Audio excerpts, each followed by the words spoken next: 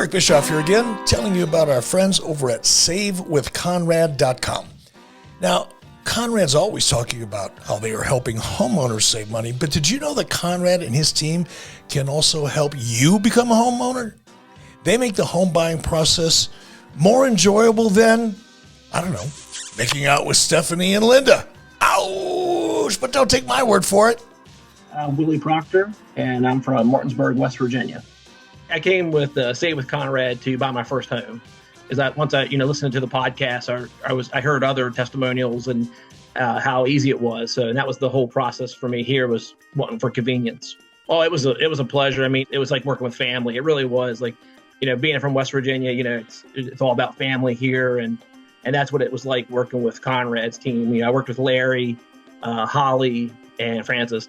And it was just like, I thought I was talking to my aunt or, talking to my dad, it was a great experience. Yeah, this is actually the house I grew up in. So that was kind of the whole thing. And my mom was moving to South Carolina.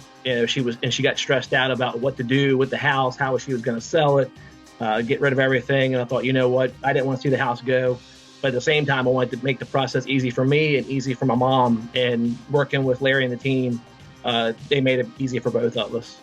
Hi, this is Willie Proctor, and I just bought my first house with SaveWithConrad.com. And unlike the dirt sheets, we're not making this up. Check out all the 5-star reviews. Go to SaveWithConrad.com and do it today. You'll be grateful you did. NMLS number 65084, equal housing lender. Woo!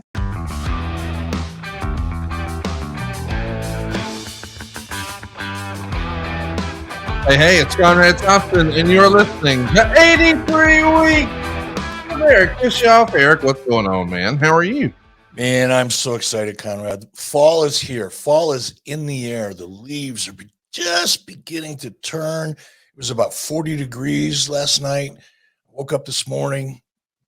Had that fall chill in the air. This is my favorite time of year, man. I'm so excited. I'm excited too, man. It's football season. It didn't go my way a couple of weeks ago with Alabama. They got back on their winning ways this past weekend. And we don't usually talk about pro sports or college sports much on this program, but right at the top, I got to ask, did you keep up with the Aaron Rodgers saga? And what'd you think? I did. I'm not necessarily a fan, nor am I a non-fan of Aaron. I'm very neutral about Aaron Rodgers. I don't have a feeling about him one way or the other.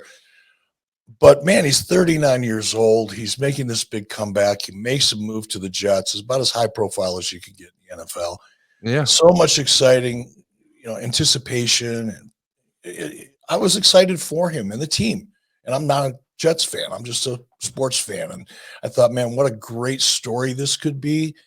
And to go out after 4 plays that way, and I don't want to say it's career ending because he could come back, but man, how disappointing is it? And then on the other hand, what's his the backup quarterback's name? Zach Wilson. Zach Wilson steps up and has a fantasy game. That's a situation one can only fantasize about. So that I was excited for him, for the team to be able to pull out a win under the circumstances. But man, I feel so bad for Aaron Rodgers. What a way to go out. If indeed that's what's going to happen. He's out for the year.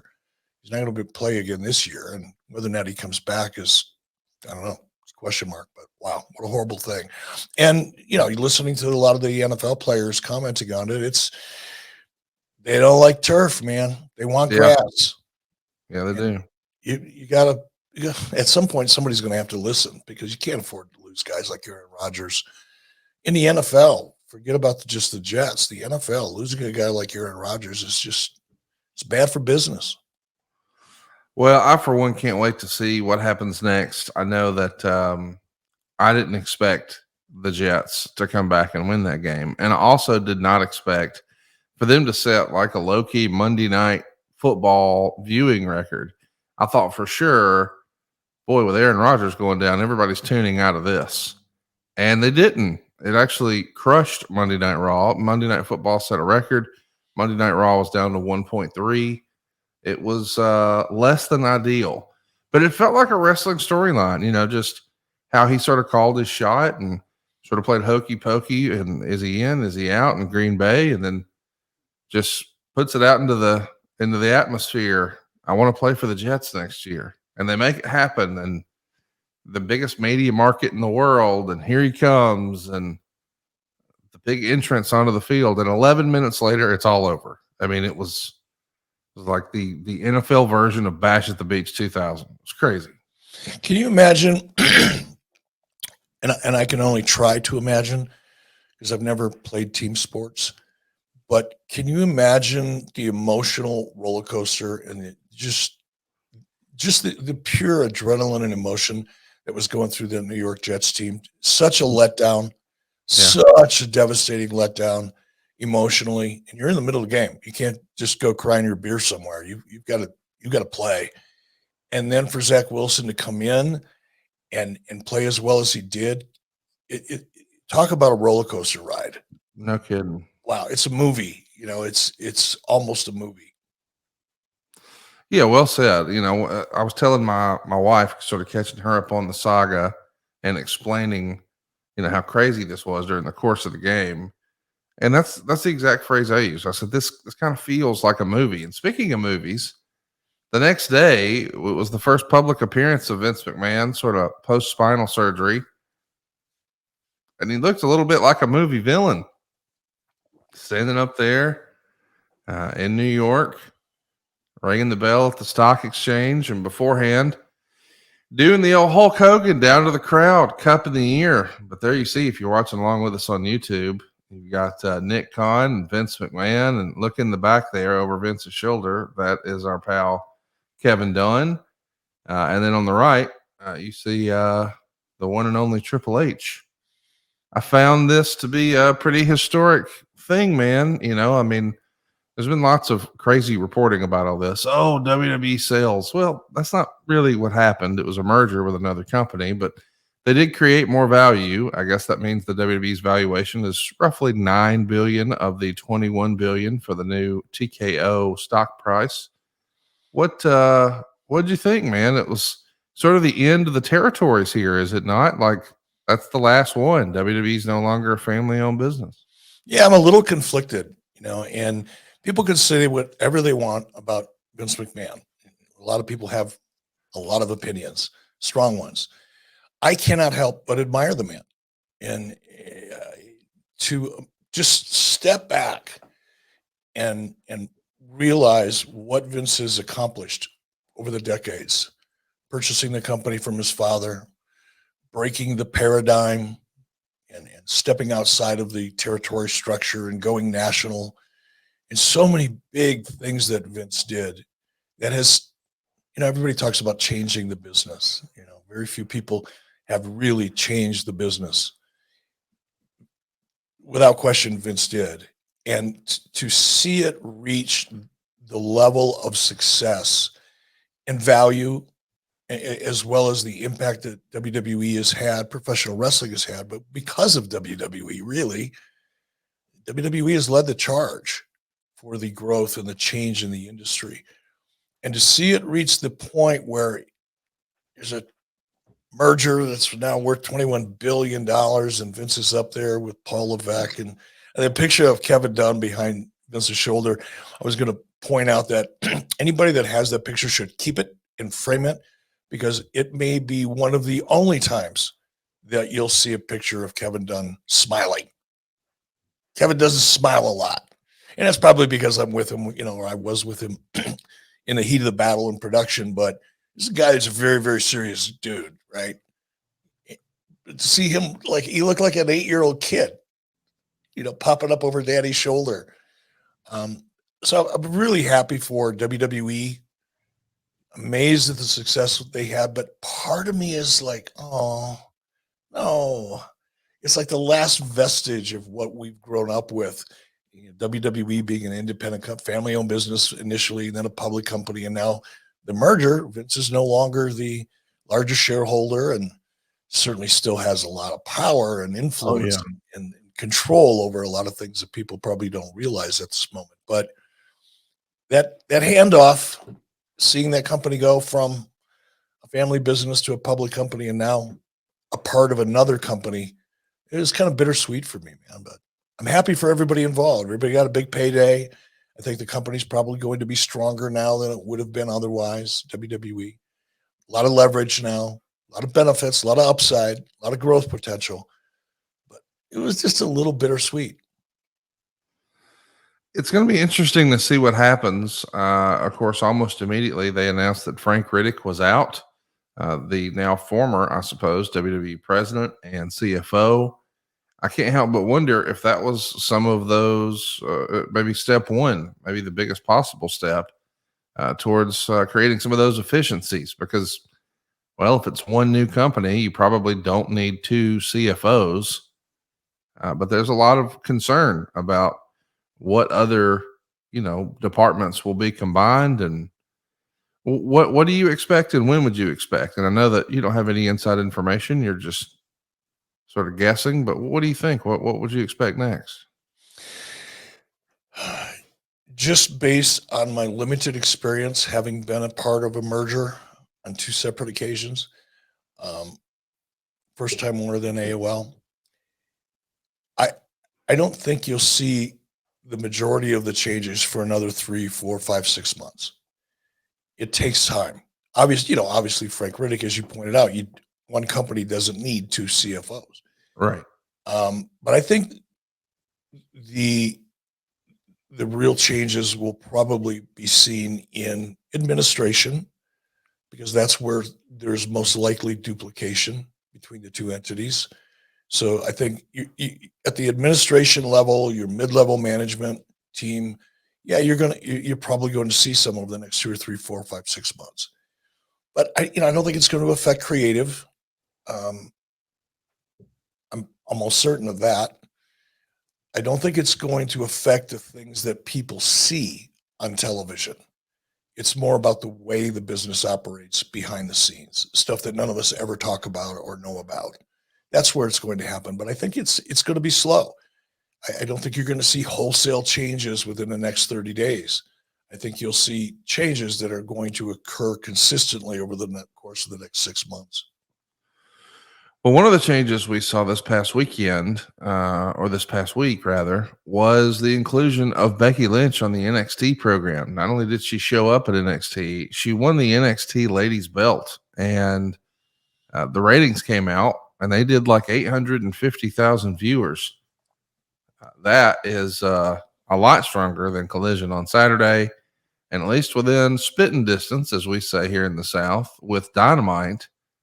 Upon seeing the rating, I think Becky tweeted out Rebecca ratings. I'm curious to hear what you think of a strategy like that. We're going to take one of our biggest stars, one of our big girls, and we're going to put it on our developmental show. That seems like a very smart move that inside the bubble, wrestling fans are going to say the AEW, and everyone will make the comparison I just did. Certainly it's healthy from an advertiser perspective, but more importantly, if all of a sudden there's a renewed focus on these television rights now that we've got this merger out of the way, you're probably looking to set up as many ringers like this as you can right now, right? Oh, absolutely. And television rights negotiations aside, I'm surprised they haven't done it sooner.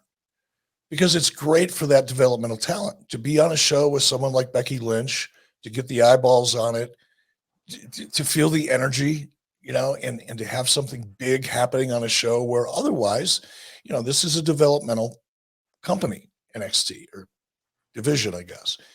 It doesn't get a lot of attention. And it certainly got a lot of attention this week. And I think you're absolutely right, Conrad. I think the timing is pretty obvious. We're in the middle of negotiating. We want to increase our value. What better way to do it than to set a record or two or three or four by integrating some of that top talent? And I love the way they did it. I watched most of the match itself, and yes, Becky won, but it didn't hurt anybody. It elevated everybody. It was a really smart move. I'd be shocked if we don't see more of it. And I welcome it, because it's great for that developmental talent to have that kind of energy and that kind of focus and attention. Where are you at on Tiffany Stratton? I dig her. I mean, it seems to me like she's can't miss. I got to think she's going to crush it on the main roster. I mean, I could even see, one of the WrestleMania night main events. I'm not saying this coming year, but at some point, her versus Rhea. I mean, you're talking two super young, phenomenal athletes, great looks. I mean, this could be a mainstream attraction. That feels like a crossover type match. And I just love that both of those ladies are so doggone young and so good, so doggone young. Like, the future is really bright for the WWE women's division, is it not? It is, and the future's bright for WWE in general. Look at Braun Breaker in NXT. I mean, this guy could be upper third of the roster or better anytime somebody decides they want him to be, and pick up the phone and call him up. I mean, he's such a great talent and has so much potential. It's almost like they're building demand for him. They want the audience to want him on the main roster, and that's a great position. So excited for Braun and Tiffany and the whole roster at NXT, because it proves to them that they actually have a shot. This can happen. It's real for them. And I wish I could just be a fly on the wall just to kind of experience some of the energy and the excitement. They just have such a wealth of talent. We talked about this several weeks ago, but I guess it was around SummerSlam maybe. But there's so much talent right now with WWE. I mean, this might be the most loaded roster that I've ever seen them have. And then you take a look at developmental, and there's like Tiffany Stratton, and you're like, well, she's going to be in the main events. They just have a wealth of talent. And if you're looking for the secret to wealth preservation, then look no further than our next partner, Nationwide Coins. Today's episode is sponsored by Nationwide Coins, and Nationwide Coins sells government gold at cost. All new customers receive their first ounce of gold without any dealer markup. And if you're not sure where to start, well, Nationwide Coins has precious metal consultations on staff. So you can actually talk to these consultants. That's right. You can call them to help guide you through the right gold purchase for your unique situation. And I got to say, we have not been doubling down on this in my household, but my grandfather did, and I have an uncle who did, and I never really got it until I started to learn more about Nationwide Coin. And I got to tell you, I got one. It's pretty cool, and I recommend it. Now it's starting to click. Nationwide Coin is one of the nation's leading precious metal firms. It's got over 100 years of combined experience in the precious metals industry, and nobody knows more about gold and silver than Nationwide. So I've learned a lot. So whether you're looking to hedge against inflation, and I think everybody is, maybe you're just trying to plan for retirement, or you're looking to create generational wealth, well, give Nationwide Coins a call today. They're also the exclusive supplier of Don Everhart's signature coins. At the U.S. Mint's lead sculptor from 04 to 17, Don is pretty much the most respected name in modern coins. And listen, you don't have to take our word for it. Nationwide Coins has thousands of satisfied customers. They've got an A+ rating with the BBB. They've even got a 4.6 out of 5 on Trustpilot. So this is not a fly-by-night operation, Nationwide Coins. This is a real company you can trust. And Nationwide Coins is proudly partnered with Operation Finally Home. That's a charitable organization that designs and constructs custom homes for veterans in need. And, just selfishly, they also offer free shipping and insurance on all their orders. So there's some peace of mind there, too. If you've been thinking about exploring gold, head right now to nationwidecoins.com/83weeks and use the promo code 83weeks at checkout for the first 1 ounce gold coin without any dealer markup. That's nationwidecoins.com/83weeks. One last time for this exclusive offer. That's nationwidecoins.com/83weeks and use our promo code 83weeks. And if you call, don't forget to mention our promo code 83weeks, or they won't know that we sent you. Eric, gold, man. That's something everybody could use a little more of right now, huh? Absolutely. When I first heard about this and the fact that Nationwide was going to be a partner here on 83 Weeks, I told Lori, I'm going to start buying 1 coin a month for our grandson, AJ. Just 12 coins a year. Just stick them away. And it'll be a nice little nest egg by the time he's 18 or 21 years old. It's kind of cool. I love it. Check it out, guys. You'll be glad you did. It's nationwidecoins.com/83 weeks. So, Eric, we've talked a little bit about NXT and their move towards Becky Lynch being the ladies champ. We talked about the new merger and maybe what to expect with TKO. I talked about Aaron Rodgers. Well, is there anything else worth talking about? I guess there is. Boy, we wouldn't be the wrestling business if there wasn't a controversy once a week, or so it seems. Well, the latest controversy is about the number of folks who were in Wembley. I can't believe we're still talking about this, but AEW has put it loud and proud, and I think Will Ospreay actually even got a tattoo bragging about the fact that they're the largest paid attendance in the history of a wrestling show, 81,035 tickets sold. That's what was put out into the universe.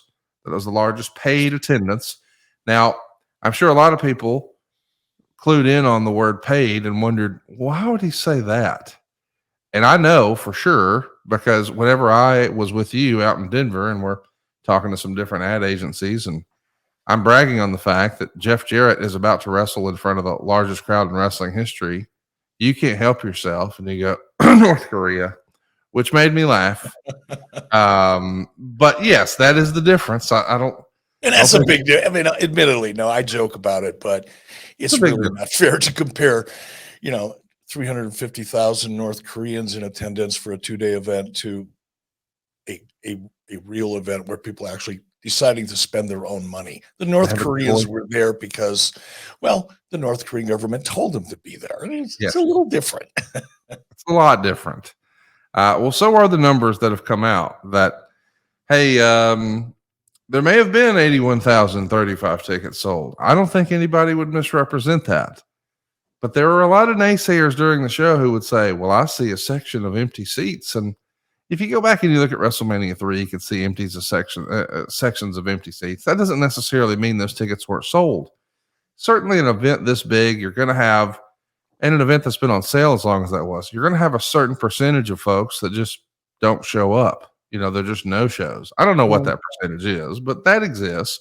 And we also know that sometimes scalpers go out and they'll buy blocks of tickets and then sort of misjudge the appetite for those tickets, and some assumptions are made and they wind up taking an L. I mean, they just speculated on a business and it wasn't a huge win for them, perhaps.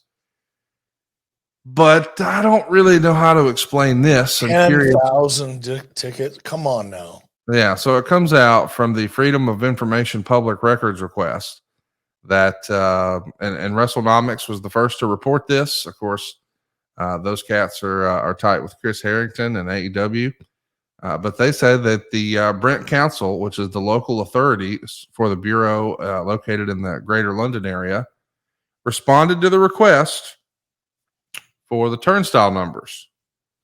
And the number of folks through the turnstile that night, 72,265. Now, to be clear, turnstile just means how many people came through the entrance. That doesn't necessarily mean how many tickets they sold. And I don't think there was ever any formal announcement of what the actual attendance was. They just talked about the paid attendance. So, boy, that's got the conspiracy theory people really going. I don't know why this is as important as people are making it out to be, but certainly it is the latest controversy. As a reminder, the big number that AEW was trying to beat, that they were pretty proud about, was what happened at WrestleMania 32 in Dallas. And that was announced way back when as being 101,763 for attendance. But in reality, 80,709 fans came through the turnstile, according to the Dallas Police Force, as I understand it. So it's a big doggone difference between, 80,000 and 101,000. But that's the number that AEW was sort of puffing their chest out. We beat 80,709. We had 81,035. Like 300 tickets more. Yeah. And a lot of folks now are wondering, as our friend Hurricane would say, what's up with that? So I ask you because I know you're not necessarily a conspiracy theorist, but you've promoted a thing or two. How do you think this happens, Eric? Let's go back and look at history. WWE has, over the decades, inflated attendance figures Of course. for marketing purposes, for headlines, for PowerPoint presentations. There's value in being able to point to record numbers of anything. It's internally, it has a lot of value, and externally, it helps create a perception. That's why WWE has done it for decades. And they get caught. Everybody busts their chops and points it out, makes a big deal out of it, questions it. And now we've got AEW. I don't want to say overinflating anything. I'm not accusing them, by the way, but I'm just looking at the reality and the facts, and I'm connecting a couple of dots here that are a little bit obvious to me. Again, I'm not criticizing, I'm not condemning, I'm not even saying I'm sure I'm right. But I have a pretty strong suspicion that 10,000 seat discrepancy isn't represented by someone going, I'm going to spend $300 for this ticket, and I'm not going to go. I'm going to stay home and watch it on TV instead.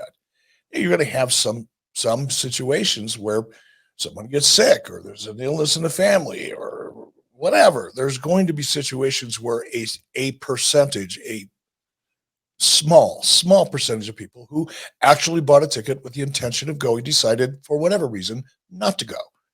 It's human, right? Shit happens. But I can also see a situation where a promoter would say, I really need this record. We're a new company. We're growing. I want to be able to say we outperformed WWE. I have to be able to say that, or I want to be able to say that. And by the way, I get more money than I can count. I get more money than I can spend in a couple of lifetimes. And I did sell 72,000 tickets. And by the way, let's not look down our nose at that. That in itself is a massive number and is cause for success and celebration. But the fact that Tony came out so quickly after the event and pointed out the fact that WWE is no longer number one in the market, and we earn now whatever it is he said, something to the effect of we've proven that we're real competition. Yeah, I just feel that my sense is that need for hype and spin, and in Tony's case, constant comparison to WWE, given the fact that he's got more money than he can spend in his lifetime. I know what I would do. I'd buy those tickets. I do the same thing. I would do it. If I was in Tony's shoes and I really wanted that record and I had all the money in the world and I'm not financially accountable for anything, am I going to buy 3,000, 4,000, 5,000, 6,000, 8,000, 10,000 tickets so that I can have bragging rights? When you're that close to the finish line and all you've got to do is stroke a check that doesn't matter to you, well, would I do it? I'm here to tell you I would. And I'm not blaming Tony for doing it, if in fact he did. It's business, it's marketing, it's promotion. It's the wrestling business, folks. We see it in government. We see it at every level in politics. We see it in movie marketing.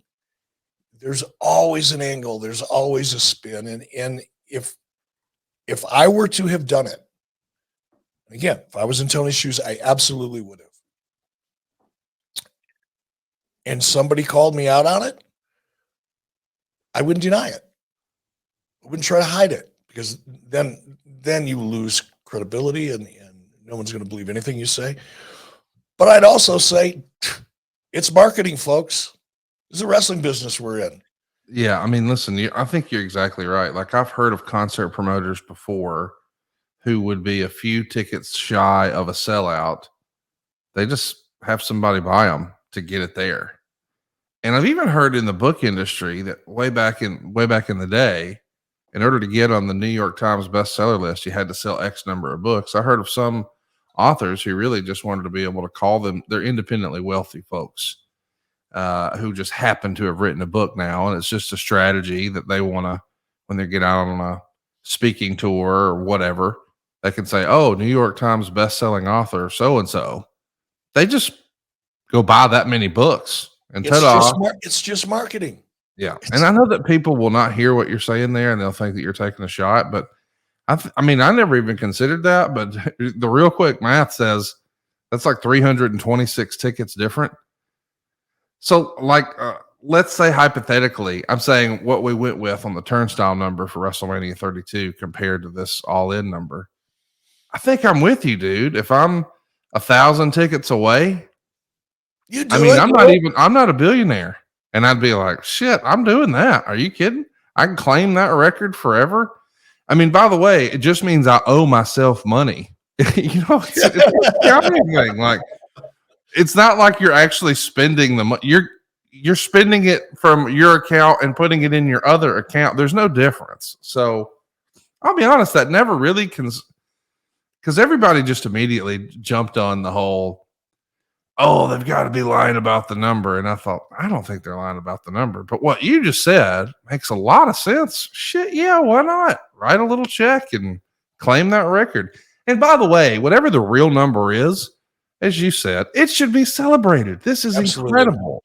Like if the number 81,035 was never on the table and it was always just 72, whatever it is, just 72? Are you serious? Like, when that show was first announced, I had so many conversations with people who said, man, if they could get to 40, and other people would say, oh, can you imagine a world where they got to 50?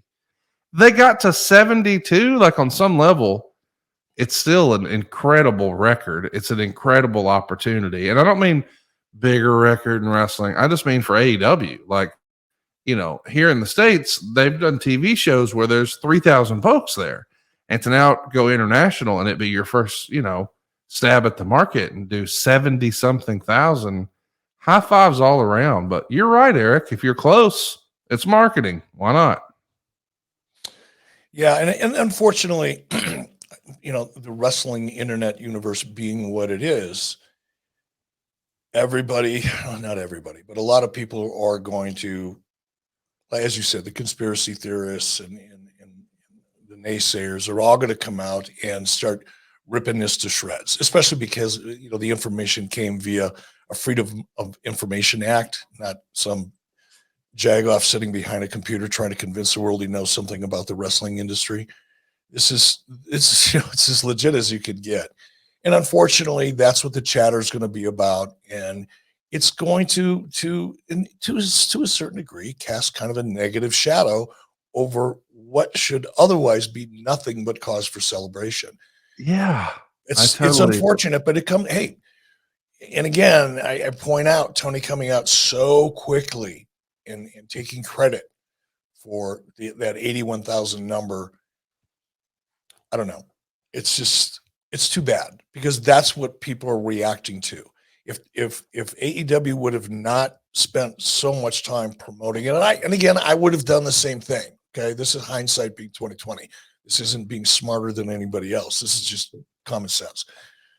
But to come out so quickly and to pound that down everybody's throat and to make sure the world knew when in fact the number isn't really that's where the negativity is going to come from. And again, I would have done the same thing, so I'm not calling it a mistake, but I think in retrospect, it probably will end up being one to a certain degree.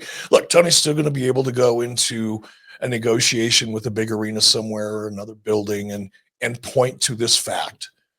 Whether it's 72,000 or 81,000, it won't matter. And by 6 months from now, when he's sitting in a meeting and he's pitching AEW to somebody, some entity, some venue, whatever it is, no one's going to dissect the 81,000 number. They're going to take it at face value.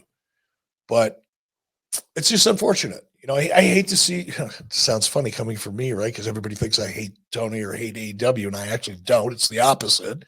But I just approach things a little differently than your average wrestling fan, I guess. But hopefully in another week or two, all this chatter will die down and nobody will care. Well, it's something to be celebrated, but it is going to give us something to talk about, and so is ad-free shows. I saw some chatter the other night on social, Eric, of you responding to something Larry Zabisco may have said of one of our recent Q&As over at adfreeshows.com. You see over there, we've got tons of bonus content from our current podcast hosts that you see. We've got a bunch of special series. We have something called False Finish. I just recently sat down with Zach Gowen and got his full story of professional wrestling. And we've done that a few times with guys like Chris Harris and Glacier. We just did an Insiders not too long ago with the artist who drew some of the more iconic WWF pay-per-view posters and helped in the art department and the costume department. He created the costumes for like Razor Ramon and Papa Shango. Stay tuned for my conversation with Tom Fleming. We've also just recently put a couple of different episodes of the book in the can where we talk about when the Jim Crockett Promotions outfit went to the NWA meeting and said, hey, moving forward, you can't just have the champ anymore. If you book the champ, you're going to book half of our roster and we're going to be 50-50 partners. And then they tried that experiment with the Fullers and with Don Owen and with Vern Gagne and with the talk about how it all happened and what shook out in the big controversy between Vern and the Crockett's at that unbelievable super show they did, Super Clash in Chicago at Comiskey Park, and how the very next day they did the hottest angle in JCP history where they put Hard Times on Dusty Rhodes. And we really had almost like a creation of the Four Horsemen there. All of that is available at adfreeshows.com. But this clip I wanted to share with the audience. We had Larry Zabisco on, and we were talking about who the real creator of the NWO was. And I want to play that clip for you right now, Eric. With you, I'm the one that programmed the whole angle. I mean, I was doing some, when I first, they had a meeting in the back one day, and I found out what was going on with Scott Hall coming in, and they had some idea. And then Eric looked around and said, anybody got anything to say? And I raised my hand, and he went, oh God, what? And I laid out a different idea. I programmed the whole beginning, how Scott Hall came in, and then Nash and Sick Pack. And Eric goes, oh God, this pisses me off. Your idea is so good. And I thought about mine for months. But he listened to me, and I'm the one that programmed the whole beginning of the NWO. And even in promos, right before it happened, right when it came out, I went, oh my God, there's going to be a new world order in wrestling. And Eric heard that, and it stuck in his head, and he went, that's the perfect name for this. So, inadvertently, I named the NWO, and I programmed the whole beginning of that scenario that got to be the hottest, biggest thing in wrestling. Well, there you go, Eric. We've got the full interview with Larry Zabisco plus thousands of other hours of bonus content. You can check it all out right now with this special offer, courtesy of 83 Weeks. New subscribers can save 20% off their first month by going to ericsave20.com. That's 20% off 1 month right now at ericsave20.com. Eric, ad-free shows, man. There's something for everybody over there. Just earlier this week, as you and I are recording, we had JR on with all of our top guys and answering their questions. And a good time was had by all. There's something for everybody at AFS, no? There is. But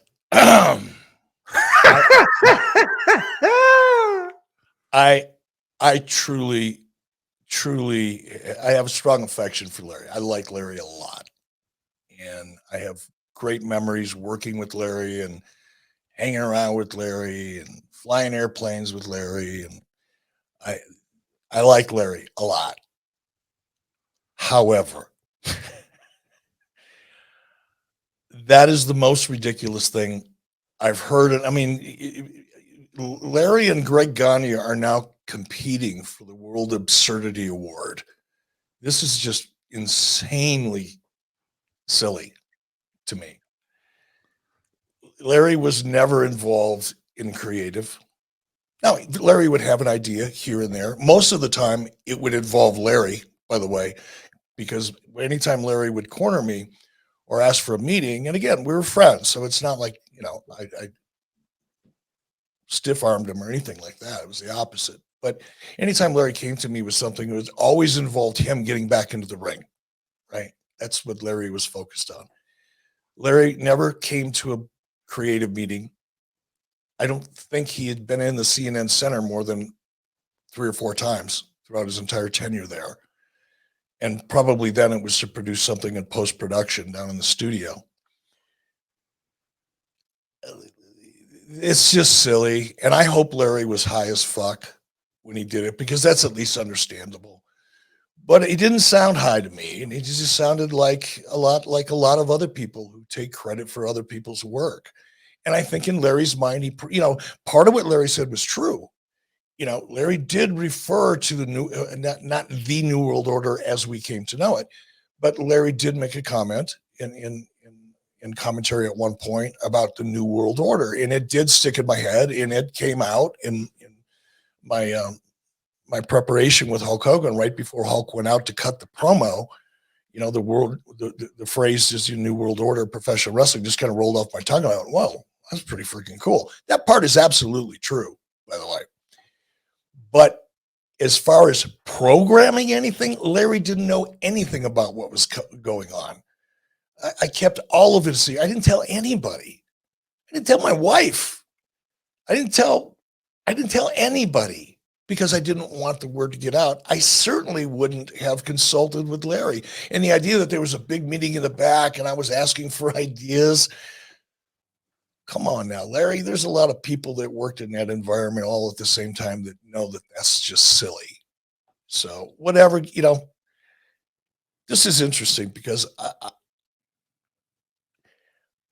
there are people that I really am close to that I've heard tell stories. And I'm thinking, wait a minute, dude, that never happened, or certainly didn't happen the way you're laying it out. And these are people that are really good friends of mine. In some cases, some of my best friends that are still some of my best friends. And I hear them and I'm going, oh. But I'm not going to call them out on it because I think to some degree, they've started to believe it.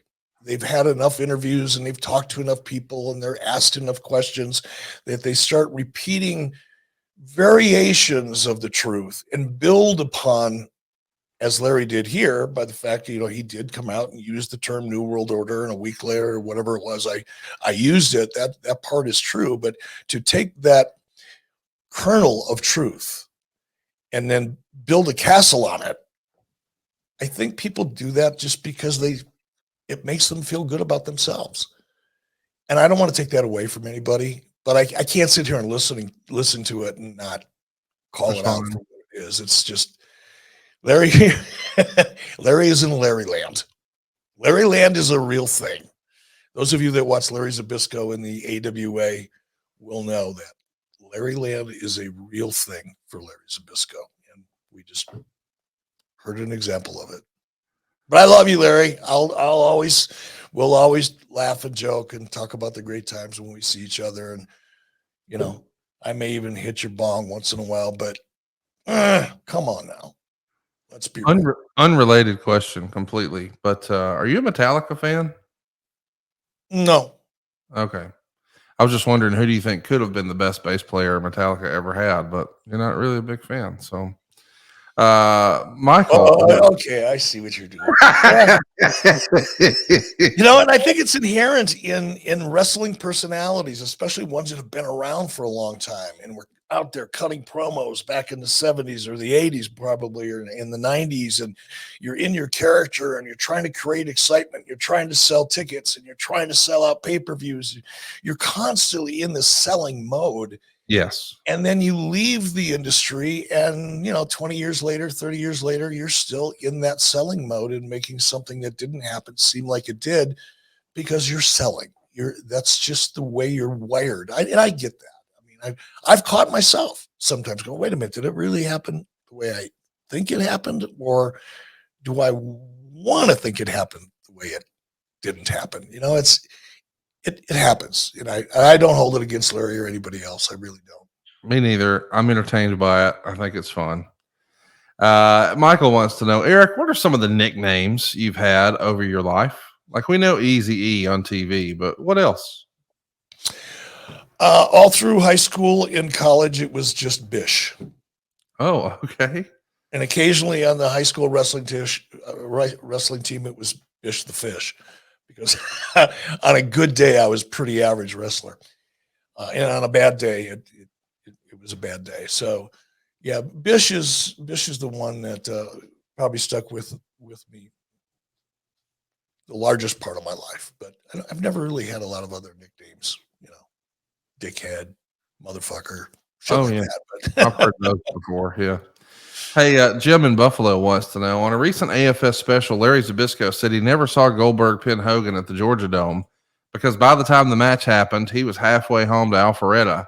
Was it common for Larry to leave Nitro over the first hour? And as EP, what did you think about that? Well, Larry had to hurry up and get home because he had to come up with the next really big idea that would change the wrestling industry. So, it was no problem for me, having Larry leave early, because I knew he was concentrating on that next really big idea, because he was such a creative genius after all. But it didn't bother me. I wasn't one of those that expected people to stick around and watch the last match. You hope they want to. And in the case of someone like Larry, who was in commentary, I think it would be important for him to know what really happened. But here's the reality. He could watch a tape of it. He could get the information from somebody else that was there. He's going to get direction from a producer when he's doing a stand-up or when he's doing voiceovers that'll keep him, in the loop. So is it disappointing? Yeah, kind of. It is, because it says a lot about what someone like Larry really thought about the product, or more importantly, how invested he was in the product. That was a big event. I mean, that was, 141,000 people, I think we put in. Oh, listen to you. Will you stop it? Well, I mean, here's the thing, though. I was going to say, and I know people are going to be critical of this, but I'll just say it. I'll tell you, when I've been a season ticket holder for Alabama for a long, long time. Well, there's over 100,000 folks that can cram in that stadium. So if it's like start of the fourth quarter and Alabama's up 21 points, I look over at Dad and I'm like, you want to beat the traffic? Because I know if I don't leave right then and I hang around, it's going to add an extra 3 hours to my journey. Yes. I don't know if I go right now, I can do it. And we're not just talking about a special show at center stage. You're talking 40-something thousand people who are all going to be trying to leave the parking garage at the exact same time. And you live right in Alpharetta. So, hey, man, let's beat the traffic. I can watch the Nitro replay tonight and maybe hit said bong you referenced earlier and be just fine, as opposed to watching it on a tiny monitor backstage. So, and that is right on the money, Conrad. I didn't even think about that aspect of it, but that is so true. And back then, Georgia Dome was it was relatively new. And I was just in Atlanta a couple of weeks ago, and it amazes me how massive that city has become. But what's interesting about Atlanta, I lived there for 8 or 9 years, is the infrastructure of that city. The highways, the streets, the traffic patterns, all of that, even the sewage system, because when you get a half an inch of rain or an inch of rain in Atlanta and you've got standing water up and down the highway all the way into downtown Atlanta, it was hard to get in and out of the Georgia Dome. yeah. So that is a legitimate reason for wanting to leave early. And I wouldn't hold it against somebody. And as you pointed out, I didn't even think about that. You watch it on a replay. So I get it. It didn't bother me. It wouldn't have bothered me. I used to do it even in WWE, Yeah. One time. Allegedly they had to call you back for something once, right? Well, no, I don't think they called me back. What happened was I had left early because I had to drive to the next. Oh, you know what? This was the Rumble where Vince tore his shit, right? Yeah. Yeah. No, that wasn't it either. It was a different event. So no, because I saw it when Vince tore his quads. I was there. I watched them bring him out on a stretcher. It was another event. Something happened in the ring. Vince called an audible, wanted me to come in as the general manager and make a statement that kind of would tie everything together, at least a little bit. And I had already left because I had another building to go to. I had about a 4-hour drive, and it was midnight, and I had to get up early the next morning and go to wherever else I was going. Anyway, I left early, and I got back to my hotel room, and I'm just getting settled in, and a bottle of water. I just turned on TV, and then my cell phone rings, and it's Vince. And I don't remember exactly what the conversation was, but I remember how I felt. I felt like shit. I felt like I let my dad down. Yeah. I really did. And from that point forward till the day I left, in whatever year it was, 2006 or 2007, 2006, I think it was, every time that main event started, I would go up into Gorilla. I would stand in the corner out of the way near the entrance, and I would wait for the bell to ring, signifying the match was over. I did not leave Gorilla until after the show was over. Not only did I stay in the building and be available backstage, I stood in the corner in Gorilla every single Monday night from that call forward because I felt so horrible. Well, if you want to feel a little better every morning, can I recommend one delicious scoop of AG1? Just a dabble do you, folks. We've all grown up hearing that, but it's really true here. Think about all the benefits you're going to get with just one scoop of AG1 in a cup of water. Think of it as like one micro habit with macro results. Seriously, AG1 replaces your multivitamin, your probiotic, and everything else you need in one simple, drinkable habit. They've got a science-driven formulation of vitamins, probiotics, and whole food source nutrients, and AG1 has really just raised the standard for quality in the supplement category. It's a foundational nutrition supplement that delivers comprehensive nutrients to support whole body health. And we mean whole body health. If you're looking for better gut health, maybe you want to boost in energy, maybe you want to support that immune system, maybe you just hate taking pills and vitamins and you want something that actually tastes good, well, AG1's for you. My wife does it on her way to the gym every morning on those random days where she oversleeps and is late getting out the door. Occasionally, she'll forget to take her AG1, and she tells me she can feel a big difference. And I've noticed a difference in my productivity. Man, I would lose clarity and focus. It feels like my afternoon brain just turns to mush around 3:30. I need a little cat nap to keep me going. Not anymore, thanks to AG1. I'm as sharp at the end of the day as I was at the beginning of the day. I can tell a difference when I miss AG1. I recommend you try it. I think you're going to feel like you can take on the day. I think it's going to help you with your strength and your focus and your clarity and your energy, all of that stuff. And it happens because you really set yourself up for success when you start your day with 75 of these high quality ingredients. Think about that. So here's the deal. If a comprehensive solution is what you need from your supplement routine, then try AG1 and get 5 free AG1 travel packs and a free 1-year supply of vitamin D with your first purchase when you go to drinkag1.com/83weeks. That's drinkag1.com/83weeks. They're a longtime sponsor here on the program because it really works. Everybody I know who's using AG1 loves it, and you will too. That's drinkag1.com/83weeks. Let's do another question here. Dylan Leahy has a great question about modern wrestling. He wants to know, who is the WWE's top guy right now? Is it Cody? Is it Roman? Is it LA Knight? Yeah. Or is it someone else? Yeah, there's multiple answers to that. No wrong answer. No, there's no wrong answer. I think for the future, LA Knight. I think LA Knight's going to end up being a massive star. He's not yet. He's a big star. He's a huge star, but he's not as big as he's going to be in the future. So he is a massive star in the waiting room, right? Roman Reigns certainly is the man right now. That's where the focus is. Cody's got to be the guy.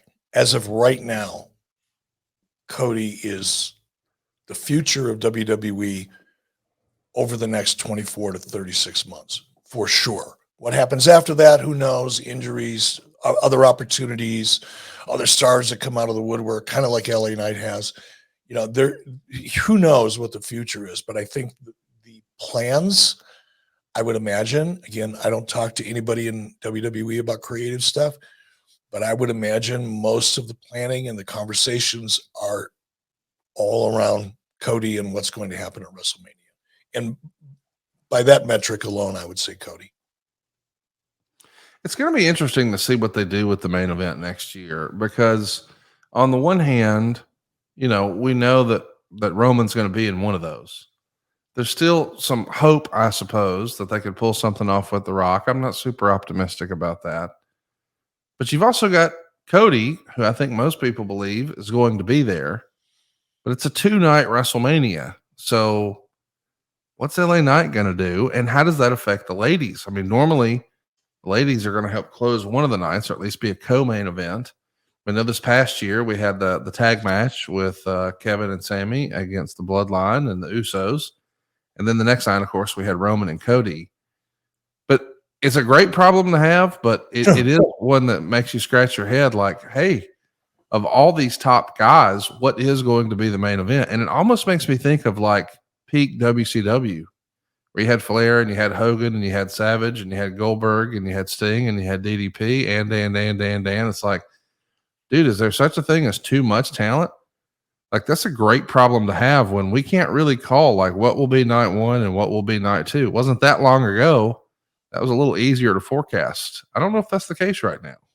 Yeah, and it kind of trickles down into the audience as well. That's one of the great things about professional wrestling, and I think why it has endured as much as it has, is because wrestling fans are so invested in the product, and they all have their different opinions. And each one of the people that we're talking about are valid options, like great options, to put at the very top of either night. And as you said, man, what a great problem to have. How'd you like to wake up and bang your head on your desk trying to figure that one out every day? Be awesome. It's going to be interesting to see, what they do with LA Knight next too. There's been lots of rumor and innuendo out there that maybe he's looking for a new contract, and maybe the two sides are far apart on money. I don't know what's real or not real. It's been reported he's got time left on his deal, either through next year or the following year. But certainly, those downside guarantees, people can still exceed those. I mean, the last I've heard, that's the way the contracts are written. That doesn't mean that's the most you'll make. That's the minimum you'll make. And you got to think he's a needle mover for them right now. I'm really hopeful and optimistic that momentum can sustain. We know what momentum Cody had, and then he got derailed with the big pec tear. And we just started the show today talking about Aaron Rodgers. It almost becomes like a war of attrition. Who will be healthy, at this time, at WrestleMania time? So I'm pulling for all those guys, because this is one of the most dynamic rosters in history. And I know that, people who grew up in the Attitude Era, they would argue that and say, oh no, 98 or 02 or whatever was stronger. But I don't think sometimes we know that until we're out of that and look back. I think with the benefit of hindsight, one day people will say, dude, look how loaded this roster was. You couldn't get all those stars on the same card, no matter how hard you tried. Yeah, over 2 nights. Yeah, it's crazy. Here's another one. This is from Michael Eldridge. Hypothetically, had WCW won the Monday Night War and WWE went out of business, would the AOL Time Warner merger still have the same effect on the eventual demise of WCW? That's an interesting question, Eric, because that probably means the end of big time professional wrestling in America too, if that's real. Yeah, I'm not sure I followed the question exactly, but had WCW won the Monday Night Wars and the AOL Time Warner merger gone through, absolutely 100% WCW would have been off the books. It is. It would have been. I mean, Jamie Kellner, the people in charge, the people running Turner under AOL Time Warner, in Time Warner, they did not want professional wrestling on their schedule. They just didn't. And the Fusion Media acquisition of WCW contemplated, it was in the contract, that we would have 2 hours on Monday night, 2 hours on Thursday. That's 4 hours of prime time, which is like beachfront property, yeah, for a television network. cable or studio or cable or otherwise. And AOL, Time Warner, did not see professional wrestling in their primetime lineup. It wouldn't have mattered how successful or unsuccessful WCW was. I'll go off the deep end here again. I don't want to go too far off track and down this rabbit hole, but it is my firm opinion, especially after reading Guy Evans' book, Nitro book, the financial collapse in many respects was premeditated. Talked before about how in the middle of a year, while I'm overperforming on projections in my budget, in the middle of the year, I'm overperforming. What do? They gut my budget, even though I had commitments and plans in place, and some of those were contractual. They gutted my budget. And oh, by the way, dumped another show on me that I had to produce out of our budget, not the Turner AOL Time Warner budget. Is that planning for long-term success, or is that planning for demise? I think the AOL Time Warner merger was a death nail for WCW 20 minutes after the first meeting. There was just no way we were going to be a part of the primetime schedule. Not going to happen. Rob Page wants to know, if not the Mall of America, where would the first Nitro have taken place? Well, that's a great question, and it's one that we struggled with. I just happened to be familiar with Mall of America because my family was from Minnesota. I grew up in Minnesota, or lived there for a long time at least. And the Mall of America was like new at that point in time, and it was getting a lot of press. Had it not been for Mall of America, I don't know where it would have been, because here's, again, it's the honest truth. We couldn't put 1,500 paid fans or 2,000 paid fans in a building for a television show in September of 95. We couldn't. And there's no way I wanted to launch a show with as much heat on it as Nitro, no pun intended, as many eyes that were on it, including Ted Turner's. I felt a lot of pressure to be able to deliver a product visually that would camouflage the fact that we couldn't sell tickets. We couldn't give tickets away. I don't know where it would have been.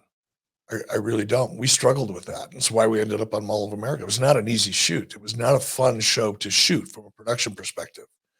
You think about it. You got all your satellite trucks, all your TV trucks, everything's outside in the parking lot, and you're running cable through the largest mall in America. Yeah, that's less than ideal. And oh, by the way, the general public is all moving around in your workspace. Yeah, it was not easy, but it was the only option we had. Jim in Buffalo has a great question about a story we've never talked about. DDP once said on his pod that a road trip to a TV taping to Dothan, Alabama, you two hit a storm that was so bad it was actually raining frogs. He said you could recall the story better. Eric, do you remember, and what can you tell us about it? I do remember that. DDP and I, whenever we would do TV, now this is back before Nitro, but whenever we were just announcers working together most of the time, and we would ride together because we lived right down the street from each other. And typically you get to, whether it was Dothan or anywhere within a 250 mile, 300 mile radius, 250 miles, I think was the radius we drove to. And Paige and I would ride together, and sometimes in the middle of nowhere, small towns, Dothan certainly being a small town at that point, at least. And we were coming back. It was after the TV taping. So it's probably 10 o'clock at night. We started heading back to Atlanta, and it is pouring, and we're going down just a 2-lane country road. Really. It wasn't even really, it was paved, but it was not a highway as people think about highways. And it's pouring. I mean, the windshield wipers are slamming back and forth. We got them turned up at full speed, and we still couldn't see anything. And we got into this depressed area. I mean, geographically depressed. I mean, it was a low-lying area that was kind of flooded, and we're driving a little slow because the road was as flooded as it was. And all of a sudden, there are frogs jumping over the hood of the car, landing on the windshield. It was like a freaking movie. I'd never seen, and he's running over frogs. We're killing thousands of frogs along the way, just splattering them. You could almost feel them. It was horrible. And it actually looked like it was raining frogs because they'd end up in the windshield. You get a frog's got his little leg hooked on the windshield, blap, blap, blap, blap, blap. Frog's probably screaming in a frog voice, get me off of here, bah! Torturing frogs all along the way. It was like being in a nightmare. Well, if you were maybe had a little CSI Alabama moment in your bathroom, you're trying to trim yourself up, get ready for an anniversary, and now there's just blood everywhere. Maybe that feels like a nightmare. It doesn't have to be. You don't have to cut your balls this fall, not thanks to Manscaped. Football season is back, and you know what that means. Touchdown dances, Sunday tailgates, and epic fantasy showdowns. But fellas, let's not forget the real MVP of this season. Introducing the all-new Beard Hedger Pro Kit by Manscaped, your ultimate luxury beard grooming experience. This kit really is your secret weapon for staying sharp on and off the field. So don't fumble this opportunity. Head to manscaped.com and elevate your grooming game with the Beard Hedger Pro Kit. Join the 9 million men worldwide who trust Manscaped. You heard that right. 9 million men, or 109 MetLife stadiums. So go to manscaped.com and get 20% off plus free shipping with the code 83weeks. And I got to tell you, man, this is time to think about that playoff run beard. You can go ahead and start your season right. I think maybe some of the more interesting facial hair we've seen over the years, man, I just said MetLife Stadium a minute ago too. It makes me think of Aaron Rodgers. I say to myself, what if he had the Beard Hedger Pro Kit in advance? I mean, don't you think that could have helped his chances? I do. I mean, those guys would have been so distracted looking at that badass beard, they wouldn't have been able to take him down. The Beard Hedger Pro Kit is a grooming powerhouse built for precision and style, just like your favorite quarterback. This kit tackles beard touch-ups effortlessly, ensuring that you're always prepped for the next big play. Plus, it has a compact design for easy portability. Seriously, my favorite part of this is the cordless trimmer. It's got a rotary wheel that gives you 20 different hair cutting lengths. So you don't need like a whole drawer full of messy add-ons. Just one guard, that's all you need. Grooming your face shouldn't need to be hard. You can get 20 different beard lengths with just one guard. It's also waterproof. Do it in the shower so you don't have to clog up the sink. Your wife will be happy about that. There's also a titanium coated T-blade here that's tough on hair but smooth on your face. The Beard Hedger Pro Kit is really your go-to teammate for maintaining a sharp and polished beard, whether you're on the field, in the office, or anywhere in between. And after grooming that facial turf, not the artificial turf that Aaron Rodgers hates so much, but the real deal, baby, show it some love with Manscaped's liquid formulations. You got the beard shampoo, the beard conditioner, the beard oil, and the beard balm. And they're all the keys to feeling victorious and taking your beard game to the next level this year. Get 20% off plus free shipping with the code 83weeks at manscaped.com. That's 20% off and free shipping with the code 83weeks at manscaped.com. That's 20% off with free shipping at manscaped.com when you use the code 83weeks. Your grass is not artificial.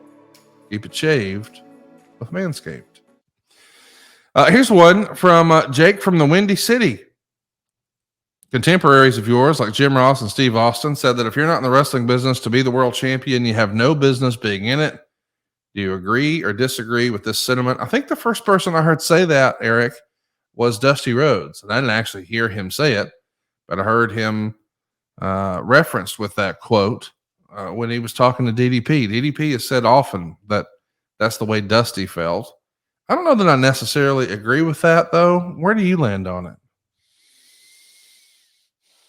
I'm torn because I understand the motivation behind it. And if you're not motivated to be the very best at what you do, then maybe you're not in the right position. And that applies to Everything. profession, right? But there are a lot of really, really, really super successful people that had an amazing time in the professional wrestling business for decades or more that were never world champion. So it's not like your career is meaningless if you've never become world champion, because you're contributing a lot in many cases. Your contribution is incredibly valuable. And I don't know. I tend to disagree. I think a healthy perspective would be, I want to do everything I can to become the world champion. I want to improve my game. I want to work on whatever weaknesses I have, whether it's my interview skills or my physique or my work in the ring, or even the way I conduct myself backstage. I want to check every box I can to get that opportunity. But I'm not going to allow myself to be disappointed in myself or my career choice if that never happens. I don't think Dolph Ziggler right now is sitting at home lamenting the fact that he's not the world champion. Right. Because he probably has millions and millions of reasons sitting in a bank account somewhere to suggest otherwise. And I think he truly enjoys what he does. I get that impression. I don't talk to him, but I get the impression that he really enjoys what he does. So I understand it. I can relate to it to a certain extent, but I would be careful to instruct people. Look, if you can't be world heavyweight champion, or if you don't have that desire, you shouldn't be in this business. I don't necessarily agree with that, but I understand it. Let's see what you think about ratings here. Mark Ashworth wants to know, it confuses me how certain talent gets praised or blamed for a quarter-hour rating when it's surely the segment or match before it that's responsible. A strong lead-in would give a positive rating next quarter, so why do we still attribute it to the talent performing in the current quarter? You used to be Mr. Ratings. What's your stance on this, Eric? I never really look. Quarter hours, minute by minute ratings can give you an indication. They can give you a little bit of insight, but they're not the end all be all. And I think what happens so often is, again, people that have never been in not the wrestling business per se, although that too, but the television business. If you've never really produced television at a high level in a competitive environment, whether it's wrestling or anything else, the idea of quarter-hour ratings are going to say something to you that they don't say to people that are actually in the industry. And as the question pointed out, any variation, your lead-in, the match before you, what was going on a competitive channel. There's so many variables that when I looked at minute-to-minute ratings, oftentimes it was in relationship to commercial positioning and things like that. Quarter-hour ratings I would look at, but I would look at them over an extended period of time. So in other words, if I wanted to evaluate a storyline or talent, and I wanted to get some insight as to what the audience was thinking, not what I was thinking, not what the creative team was thinking necessarily, not what the guys in the locker room or the girls in the locker room, what their opinion was. I wanted to know what the audience was feeling, much like doing research, as I've talked about ad nauseum here. And I would look at quarter-hour ratings, but I would look at a talent's quarter-hour ratings over the course of 90 days. To see if there was a pattern there. Sometimes the pattern would be, he didn't get the highest or she didn't get the highest quarter-hour rating, but because of the competition and the other variables, even though it wasn't the highest quarter-hour on a show necessarily, it did better than expected. So I think if you look at things like minute-by-minute ratings and quarter-hour ratings, and you really understand what they represent in the big picture from a macro perspective, and you look at quarter-hour ratings over, as I said, in my case, it was 2-3 months. I would look at them, and you start to see a bit of a pattern, then it had some value. But to look at any one show and spend any more than a fleeting millisecond on trying to evaluate minute-by-minute ratings or quarter-hour ratings usually is an indication of someone's lack of knowledge and experience or ignorance. Google it. JC Gostilli has a great question for you. In relation to the Punk AEW situation, Eric said that someone needs to, quote unquote, want to work with another person. Curious why that is. If both parties are under contract and the promoter says a direction is the way to go, aren't the performers responsible for carrying that out? Absolutely. Absolutely 100%. However, there's this thing called chemistry. Yeah. And chemistry changes good chemistry changes everything. So does bad chemistry. And to the extent that from a contractual point of view, certainly, and from just a straight up professional perspective, absolutely. And I'm sure there were guys who have worked together that didn't really like each other, but went out as professionals, got the job done, had the match, may have had a great match, but it might have been a classic had the chemistry been right. Chemistry is really important. We're human beings, man. This is not science. This is not math. These are human beings out there creating emotion. And the stronger the chemistry is between the participants in that effort, the better the end result will be. Good question here from, what a fun name this is too, Vince's Creepy Stash. He wants to know, have you seen anything since leaving the business where you thought, man, I would have loved to have been a part of that? I think the cinematic things that we saw during COVID, the producer in me wishes I would have been a part of that, because that was really cool. And it was groundbreaking. It was born out of necessity, as sometimes many great things are. Right? That's probably it, to be honest. Not Dave wants to say fantasy booking time. It's 1998, and you're at the turning point in the Monday Night Wars. You have the ability to bring in one person from the WWF to turn the tide. Who do you bring in, and what do you do with them? Do you go for the hype of The Rock or the ultimate heel Triple H? I'd go for Pat Patterson. Oh, well, there we go. Absolutely, Pat Patterson. You didn't need the talent in front of the camera. We had, as you pointed out a little while ago, we were so deep in talent that, there was no need for another star. There was a need for someone who really could lay out great matches and great finishes. And I would have hired Pat Patterson in a heartbeat. Freaking great question here from Santino. At Tino Bug on Twitter wants to know, if you weren't a fan of WCW, I know you weren't a fan of WCW going to 3 hours and not a fan of adding Thunder. If you had the option of one happening and the other never occurring, what do you choose? Not producing Thunder. 3 hours is hard, but it's manageable. You're going to get audience fatigue. You're going to get audience drop off, but you know that going in. You know, as a producer, there's no way you're going to be able to hold peak audience attention 3 hours every Monday night, 52 weeks a year. It's a grind, and it's very difficult, but it's manageable as long as you manage your expectations along with it. Thunder was the straw that helped break the camel's back. It wasn't the only thing, but it was a big part of it. Fun question here from Paul Benedict at Ben_E_D. When the bell rang at the New York Stock Exchange for the TKO listing, what did you think of Vince McMahon doing the Hulk Hogan behind the ear move?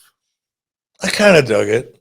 That's fun, isn't it? I kind of dug it. It put a smile on my face. The biggest thing I noticed is Vince wasn't wearing a tie.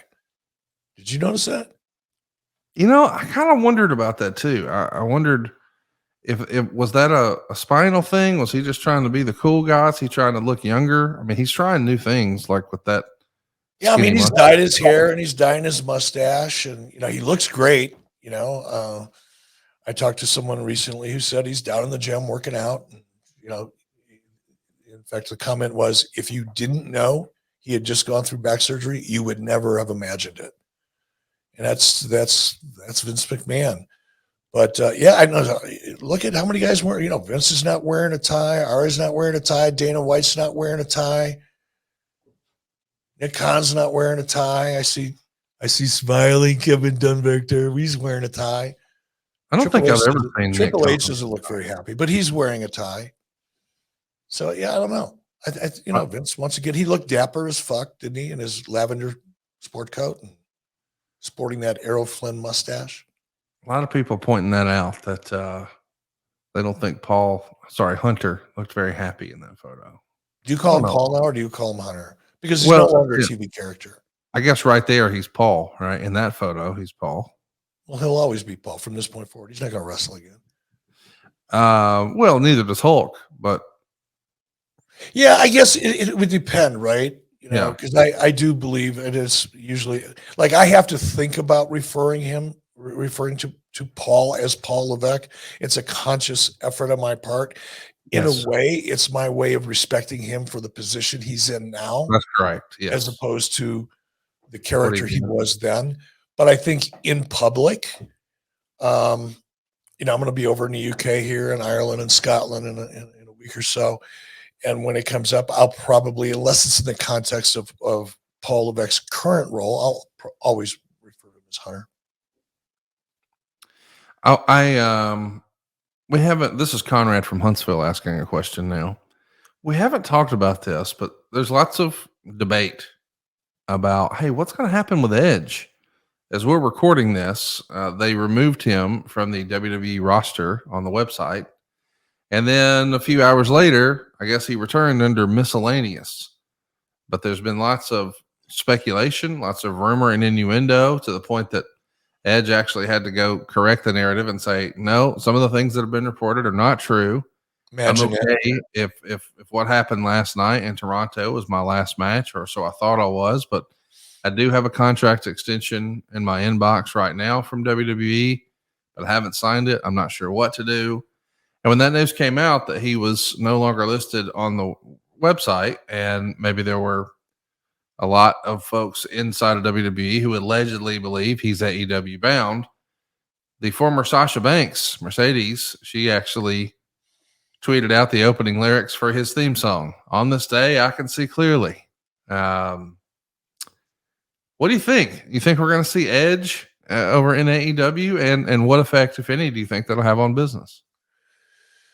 I don't know. I don't know Edge well enough on a personal level to try to predict what he may or may not do. I know he has options, right? He could certainly go back to WWE if that's his choice. He could pursue his acting career, which he's very good at, by the way, like really good at. I think he's got the potential of becoming a pretty major player when it comes to television and film. And certainly AEW is an option. I would assume it is. I don't know him well enough to try to put myself in his shoes. I think if AEW is the direction he's going to go, it's probably because he wants to finish off his career with his buddy, Christian.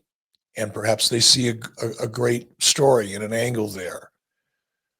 I can't imagine any other reason he'd want to go there, because it is a step down. It just is, from in terms of the stage and the presence and the penetration into the marketplace and all the real metrics other than the ones that exist in Tony Khan's head. I'm not sure I would want to end my career that way. Why would you? But again, I'm not him. And here's what I'm really lacking is knowing how strong his desire to perform in front of a live audience is. As a performer, as an actor, I do really think he has chops. I really, really do. And has options there. But sometimes people just get addicted to that live performance. Frickin' Rolling Stones just dropped a new album last week. Some people just love performing in front of a live crowd. And if Edge is driven perhaps more by that desire than he is about necessarily how people will remember his career and how going to AEW may affect that, because let's just be, balls and strikes here. The trajectory of people's career when they go from WWE to AEW has not been great. it's been disappointing for the most part. And is that how Edge wants to end his career? I don't know. I wish I did. But here's the good news. Whatever choice he makes will be a good one for him. He can't make a wrong decision there. Scott Norris has a question that we recently touched on not too long ago. I guess it was last week when we were talking about everything that happened with Lambros. Scott Norris writes, what was Eric's first reaction when he saw the exploding vagina nitro set in person for the first time in 1999? I think you've referred to it as the cat's ass. I think exploding vagina is a Tony Schiavoneism, if you will. But yeah, first reaction. Probably run down to the bar and make some drinks. No, I was just disappointed, but I was stuck. I remember looking at it, and I was surrounded by probably 20 other people that were in the marketing department and the pay-per-view department, whatever. There's probably 15, 20 people in the room as this presentation was being made. And I was really hoping for something great, and it wasn't great. And I was just disappointed. And I knew, because I had been told by Harvey Schiller, as I think we may have touched on when we talked about it, is that I had to learn how to delegate and not try to control everything under the WCW roof. And part of that was letting people succeed and letting people fail. And I was disappointed, but I was very measured in how I reacted because I knew people were watching me. And I wasn't hard to read back then. Not hard to read now either, but maybe even more so. Back then, I was pretty easy to read. And I thinking, okay, everybody's watching me. How am I going to react to this? How does this play into this new evolution of my professional management career here? So I reacted as best I could under the circumstances, but I was really disappointed.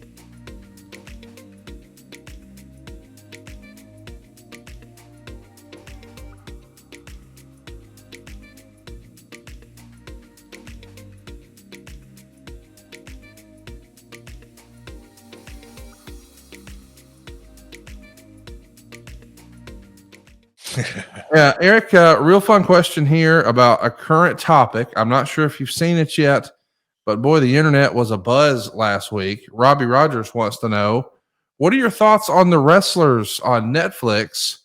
And what are your overall thoughts on AEW? I'm sorry, OVW. I haven't seen the project. I've seen clips of it and certainly promotions of it or for it on social media, but I have not seen it yet. And I think OVW in general, look, they've been around a long time. They've produced some great talent. There's a legacy there, a legitimate legacy there, and a well-deserved one. I didn't work with OVW in any official capacity at all. Very good friends with Al Snow, who's very integrated into OVW, and nothing but respect and affection for Al. He is a great guy and a very talented guy. You've heard me say this before. Some people are great at doing something, but they're not great teachers. Other people are great teachers, but they're not so good at achieving something. Al is one of those guys who's great at both. Al is a great teacher. He really, really understands psychology. So I think Al's impact on OVW is one that people will go back and look at years to come and recognize for being as valuable as it was. But beyond that, I don't have any firsthand knowledge, but they've certainly created a legacy for themselves, haven't they? No doubt. Here's a fun one from Dave McClay. Were you disappointed that you did not do your Hall of Fame speech in front of a live crowd? The thank you, Eric chants would have been awesome. I never really considered that, but that's a good question. Would you have liked to have done it in front of a live crowd, Eric? No doubt. And I was still, it still meant a lot to me, to be inducted into the Hall of Fame just because of the people that are already in there and being recognized by your peers and things like that. It meant a lot to me, but come on now, getting out in front of a live crowd and getting that reaction live. There's nothing like that. There's nothing like it. A live crowd is as addicting as probably any chemical out there for some people. For me, it is. That's the one thing I do miss about being in the wrestling business is that opportunity to get out there. There may be a couple other little things, smaller things, but that ability to get out there in front of 5, 6, 8, 10, 20,000 people and having the ability to create emotion and reaction, it's an empowering feeling that at least I miss. For sure, I would have been much cooler to do it in front of a live crowd. Billy Gunn Fact on Twitter, always bringing the good questions, wants to know if Eric was able to get Billy Gunn to be the third man at Bash at the Beach in 1996, how would he have booked the Invasion storyline when WCW bought the WWF in 1997? Oh, I don't even know, man. I'd have to sit down with a 6-pack and a pizza to figure that one out. No way I can answer that one on the fly. I love that question so much. Like, clearly, if you would have went with Billy Gunn instead of Hulk Hogan, you just would have bought the WWF and brought him over a year later. Just so fun. I don't know why I love that question so much, but I do. So thank you, Billy Gunn Fact. Robert Peacock wants to know, in late 97, early 98, you often state that you wouldn't listen to executives at AOL Time Warner because before any time an issue went to Ted Turner, it would always just go your way. Was there a specific event or issue that made you realize he no longer had the power over his former company and you might be in trouble? Did you try to reach out to Ted during that time? I didn't try to reach out to Ted. And I don't think it would have mattered at that point because Ted was so immersed in the AOL Time Warner merger that Ted Turner, now this is Ted saying it, not me. Ted didn't even realize that the rug was being pulled out from underneath him. At that point in time, Ted Turner was a figurehead and had very little control of his company. But guess what? I didn't even know that until long after I was gone. And people started breaking down the merger and, describing it as the worst corporate merger in the history of corporate mergers and things like that. That's when all of that information, became available to me. And during the time, there was no one moment, there was no one event, there was no one circumstance that made me think that Ted was losing control. So no, I mean, I guess the answer to the question is no. It was because it wasn't until long after that I found out. And I guess if I think about it really hard, I would have expected, had things gone the way they normally went, 95, 96, 97, early 98, my resistance to corporate would have ultimately ended up by default in a meeting with Ted. The fact that that never happened should have been an indicator to me that something was going on, but it wasn't. It didn't. This is an interesting one from Paul Jones. What is the most unique thing you've autographed for a fan? Nothing really stands out in my mind. I always kind of cock my head and wonder why when people come up to me with baseballs Mm. and want me to autograph baseballs. I mean, I don't get that one. And it's hard to write on, got to write really small and it's curved and You're supposed to charge extra for the sweet spot, Eric. yeah, but I can't think of anything else that was really weird. You ever have to sign any boobies? I don't think so. I mean, I think, there's been occasions where a female would come up and ask me to sign her chest, but it was always, up high. It was never like, okay, baby, pop that thing out. Let's get a look. Put the old EB on that puppy. My goodness. David Holmes wants to know, what's the biggest hiring regret that you have talent wise? Was there one talent that you should have hired, wish you had a chance to and didn't, or is there one that you did that maybe you wish you didn't? No reflection on him, but Bret Hart. I mean, Okay. just nothing good came out of it. Not for him, not for us, not for the fans. Everybody lost. That's interesting. What would he have done? Just wrestled Japan a little bit? I don't think I could. It's hard for me to imagine him doing anything with ECW. But I guess that would have been the only other option in America, right? Yeah. No, I either that or he would have gone back and worked for Vince for significantly less amount of money than he had been promised. But yeah, that was, and I'm sure Brett would say the same thing, maybe the one time we'll agree on something, but yeah, that was just a bad situation. When I strive for and embrace and I'm grateful for opportunities where everybody wins. If there's three parties involved and it's a win-win-win situation, man, that's optimal, right? You hope for those types of opportunities throughout your career or your life. Sure. With Brett, it was a lose, lose, lose. And for that reason alone, I wish I wouldn't have done it. Luke Robinson has an interesting question. Was it ever discussed when you guys did the April 2000 reboot of WCW to perhaps move Nitro to another day of the week so you were no longer competing against Raw? And if you had successfully gotten your hands on WCW in 2001, would you have still kept the show on Monday night against Raw? Absolutely would have kept Monday night, would not have given that up, would not have thrown in the towel. I would much prefer to fight. Even if I'm not winning, I prefer to fight than to hide. So no, I would have fought hard to keep it on Monday night. Had someone suggested to me that we should possibly move it, I would have been adamant about not moving it. We had another question about Russo. This one comes to us from Golden Serenity.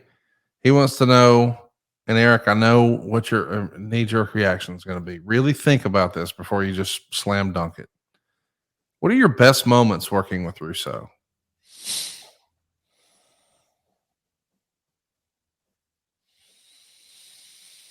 Had to be something good, dude. Come on.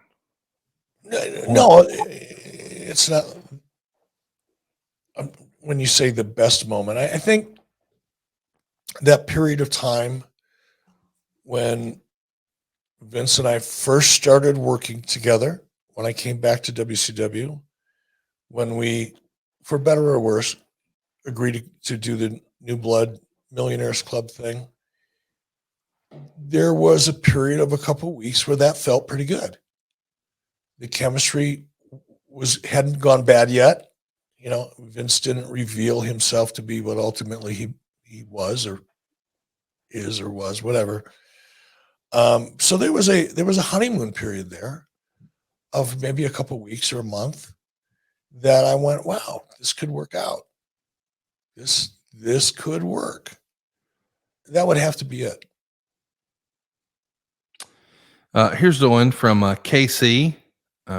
He wants to know, do you think that social media has created a paradigm shift in the creative process when long-term layered storytelling isn't utilized because this new generation of fans demand instant gratification so they can voice opinions immediately?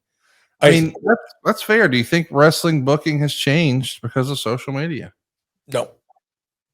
I think maybe it did for a while, but as evidenced by WWE and their commitment to long-term storytelling, real storytelling, not cosplay storytelling, or using an angle or the fact that people have wrestled before over the course of 5 years and see they've got history together, relying on that kind of terminology to justify or sell what you want people to think is an actual story.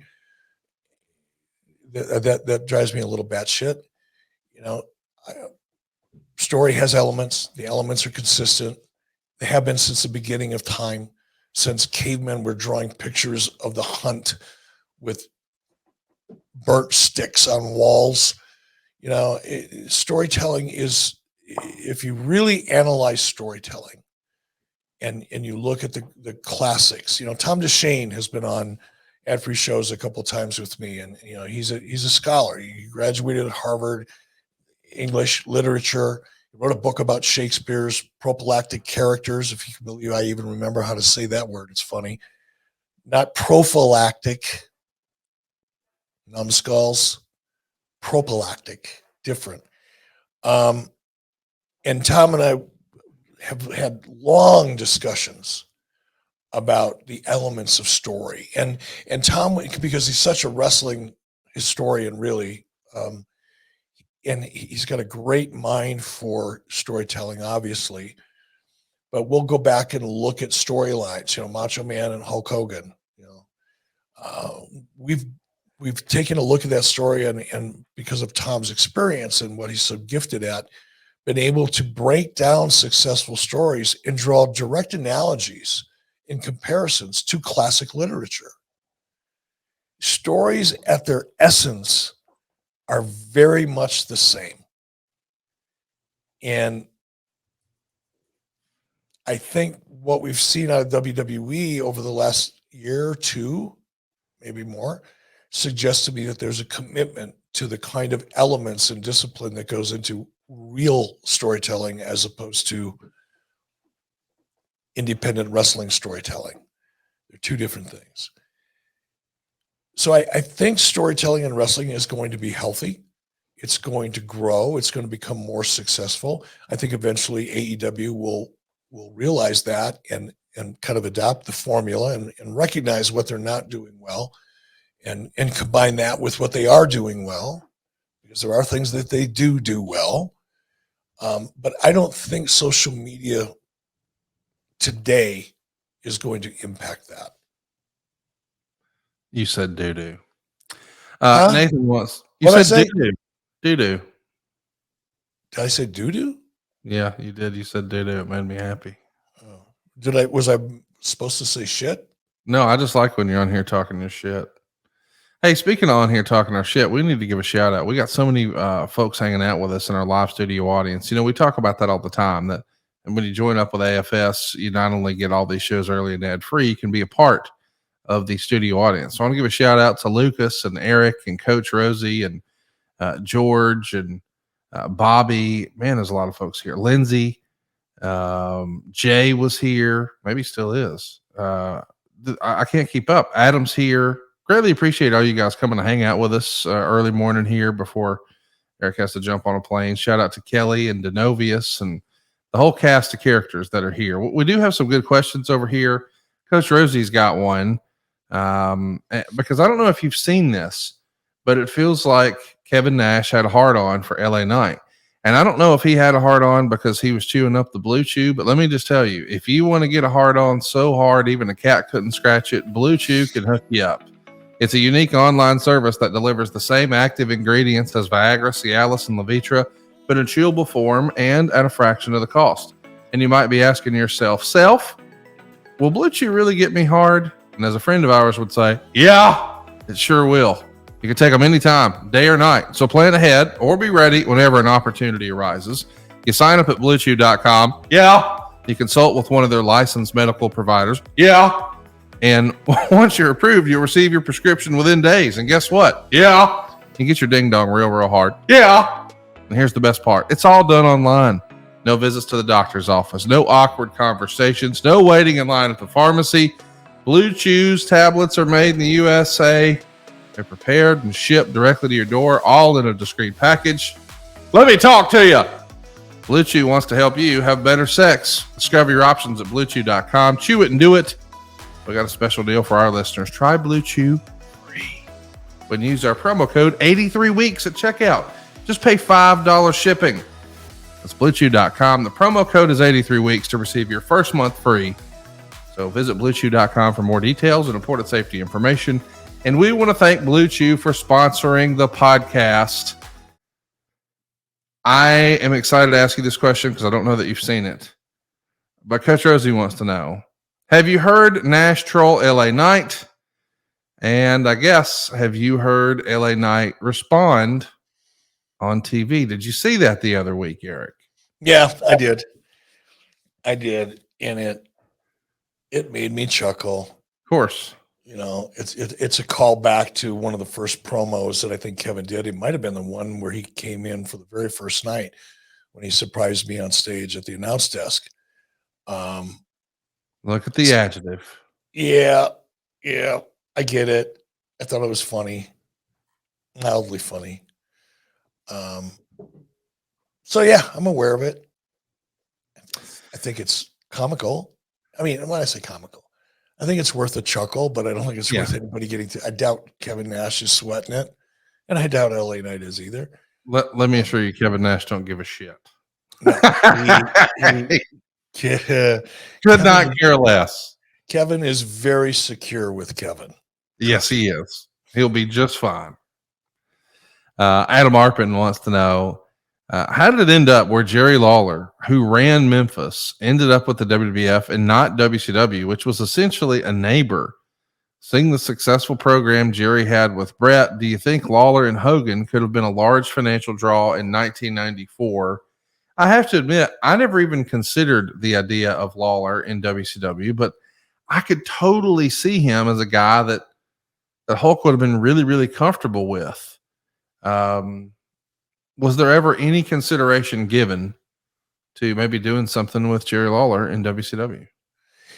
The only time there was any conversation at all about Jerry Lawler was a conversation that I had with Jerry Lawler about the potential of bringing him in as a color commentator.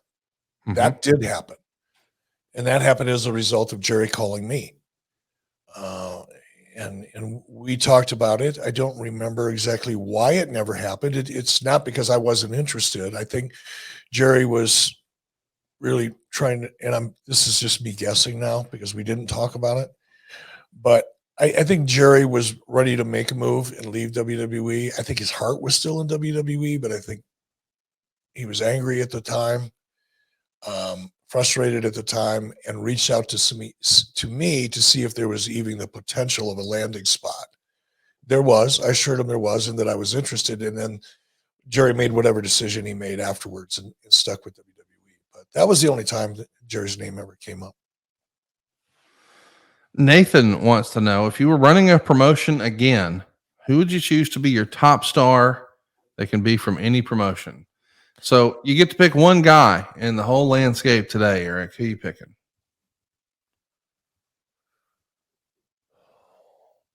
Cody. Yeah.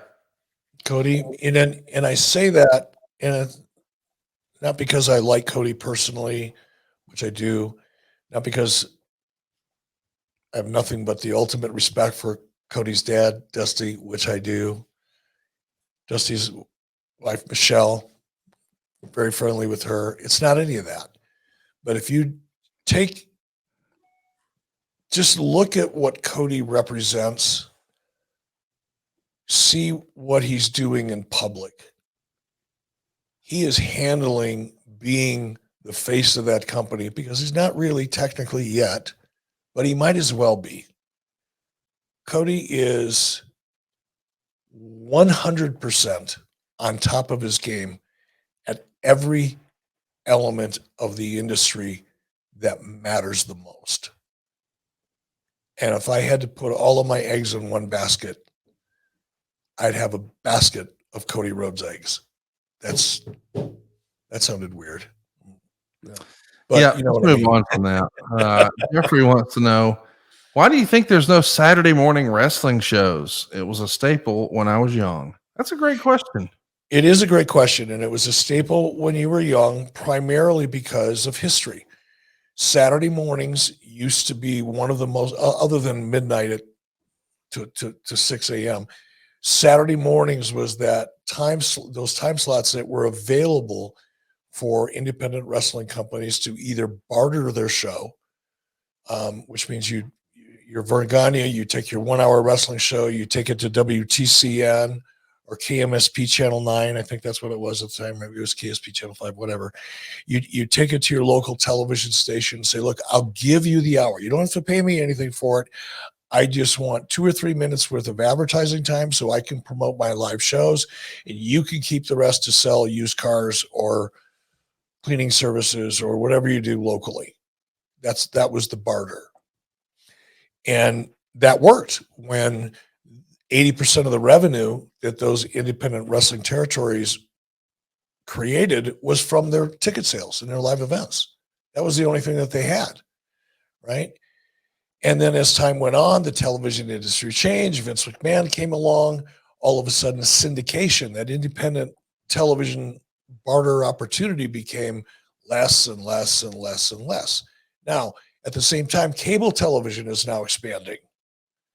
And as cable television is expanding, niche programming starts to become a thing. Saturday mornings was the kids block, and that's where the money was, which made that time slot more expensive and less available for a barter.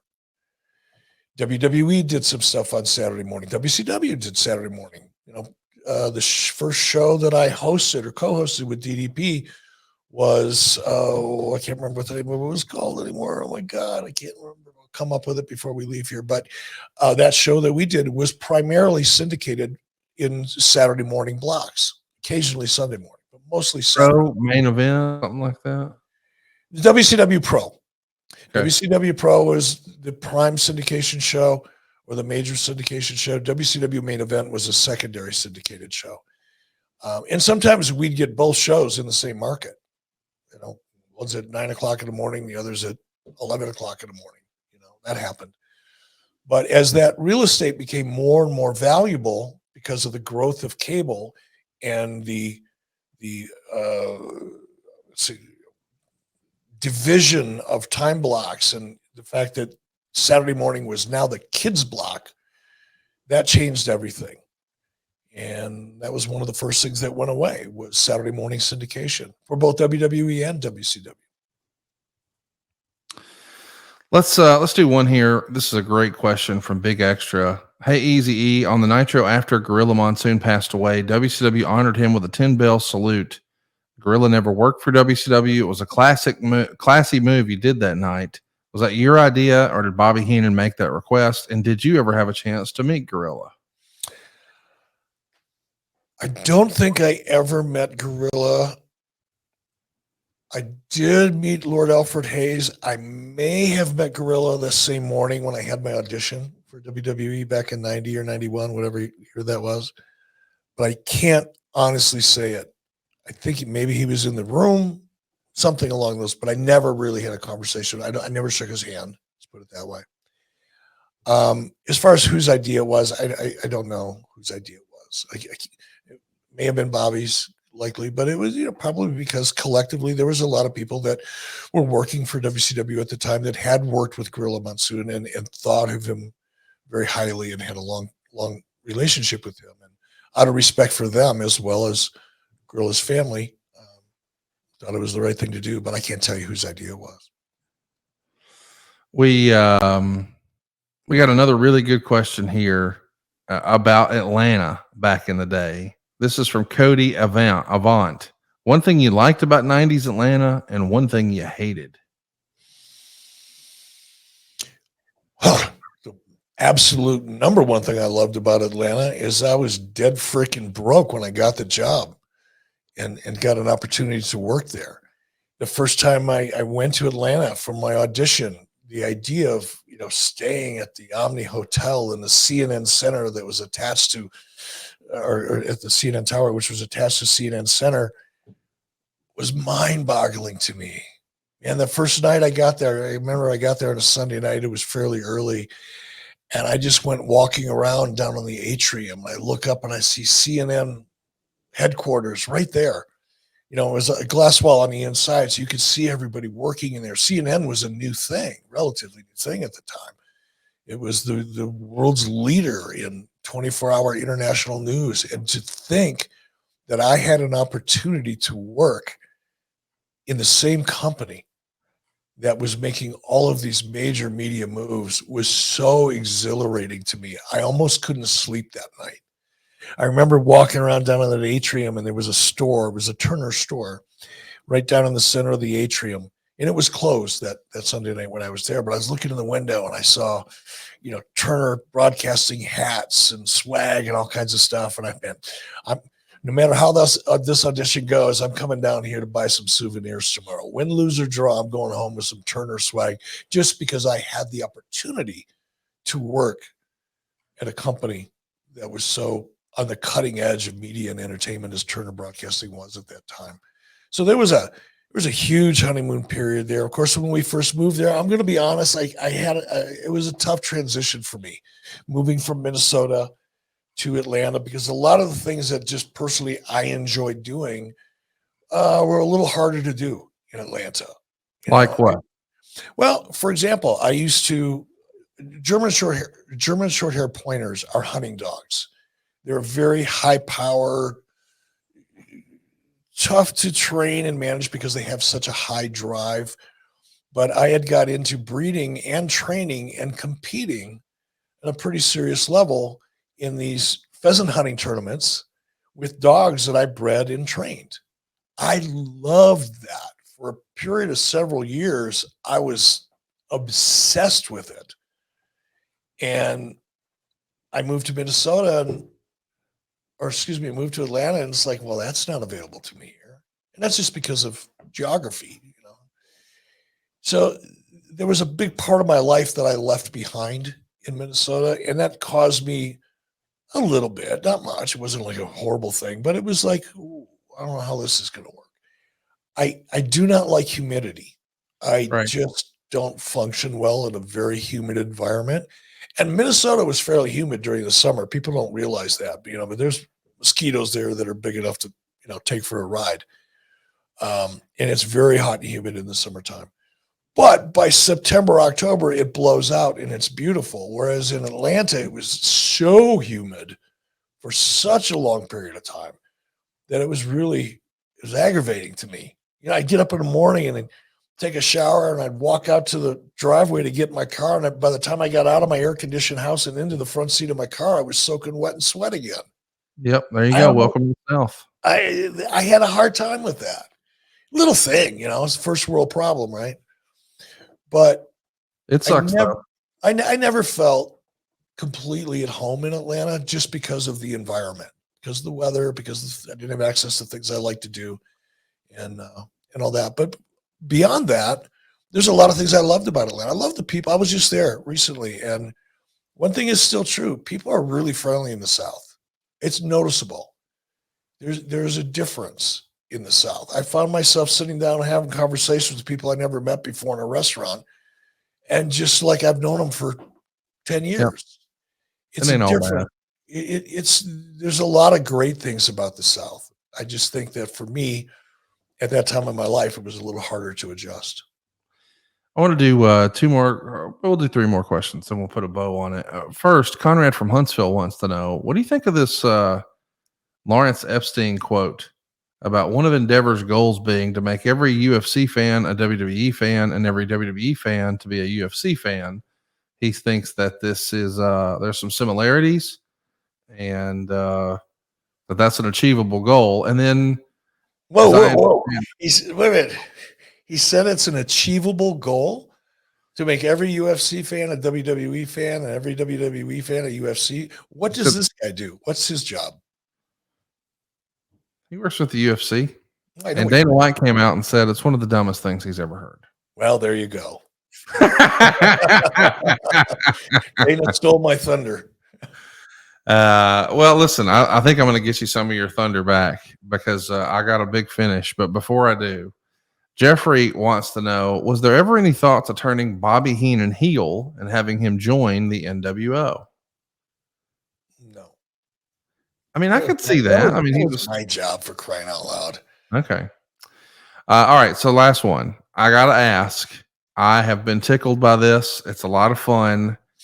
And I know you and I both watched All In. We both hold Swerve Strickland in high regard. I'm convinced he's going to be a top guy. I think he's going to be a future world champ. I think he's got it all over him. And his manager is one of the most entertaining characters on television, Prince Nana. Are you familiar with this act, Swerve Strickland and Prince Nana? Have you seen Prince Nana do his thing? No, I have not. So Swerve, as I understand it, raps his own theme song. Whoa. Okay. And Prince Nana comes out and has a pretty interesting dance. And I just want to show it to you here. I'm going to show you a brief clip of Prince Nana doing his thing. Silva's got that ready for us.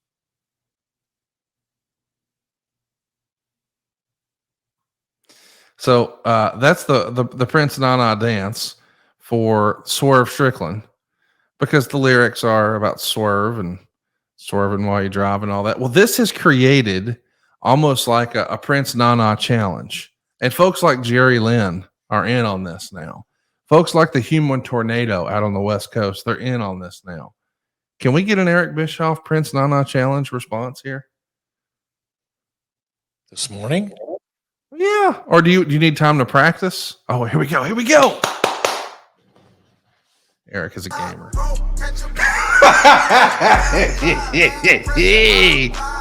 See you, everybody. Look forward to seeing you right here on 83 Weeks next week.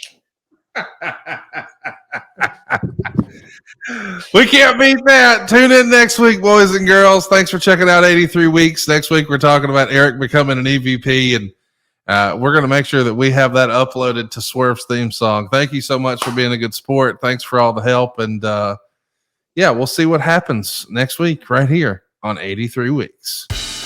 We had a blast at StarCast 6. A huge thank you to everyone who attended.